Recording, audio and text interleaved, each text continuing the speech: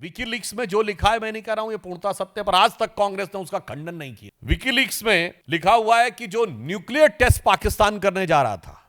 In the decade of early 80s, और इस बारे में एक अमेरिका के जो न्यूक्लियर इन्वेस्टिगेटिव एनालिस्ट हैं रिचर्ड बार्लो, उन्होंने भी अपनी किताब में लिखा कि इन अर्ली 1980s पाकिस्तान के कहूटा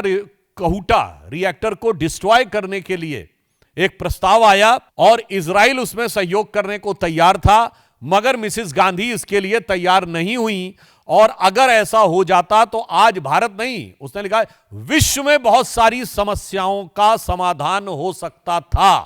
तो आज जवाब इस बात पे चाहिए कि आप तैयार क्यों नहीं हुए जब सब सारी चीजें तैयार थीं। इसके अलावा आप सभी को ज्ञात है कि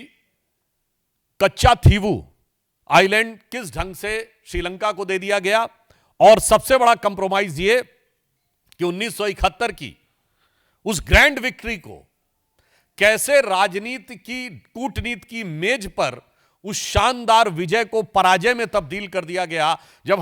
हमने पाकिस्तान के 93,000 युद्धबंदी वापस किए और अपने 54 वापस नहीं लिए। पाकिस्तान ने हमारा 30,000 स्क्वायर मील का जो इलाका कब्जे में है वो नहीं वापस किया, और आज का जो पाकिस्तान यानी तत्कालीन पश्चिमी पाकिस्तान का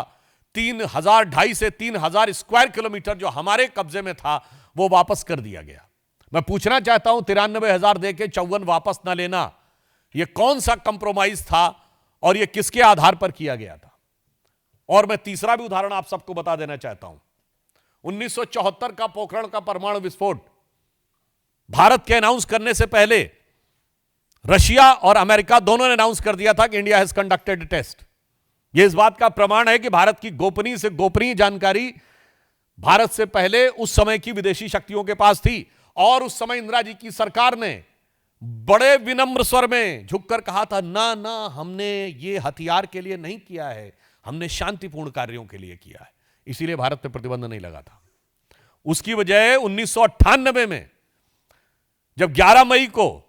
दोपहर 3:15 बजे अटल जी ने कहा था, India has conducted a nuclear test in Pokhran range, it was a shock to America and to Russia both. और हमने कहा था, we are the nuclear state, और हमने अपना न्यूक्लियर डॉक्ट्राइन अनाउंस किया था, और इसीलिए हम पर प्रतिबंध भी लगे थे। तो बहुत साफ है कि किसने किस दौरे हुकूमत में कब किस प्रकार से कंप्रोमाइज किया है।